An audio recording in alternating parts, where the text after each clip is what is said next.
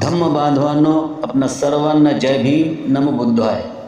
बांधवांनो, डॉक्टर बाबासाहेब आंबेडकर यांनी स्वतंत्र भारताचे संविधान लिहून अनुसूचित जातीतील अस्पृश्य समजल्या जाणाऱ्या 59 जातीचा SC प्रवर्गात म्हणजेच अनुसूचित जातीमध्ये समावेश करून त्यांना त्यांचे समान अधिकार दिले.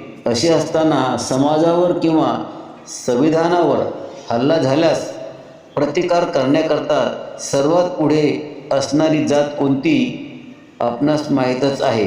परंतु आरक्षण किंवा समान अधिकाराचा लाभ सर्वच जाती घेतात.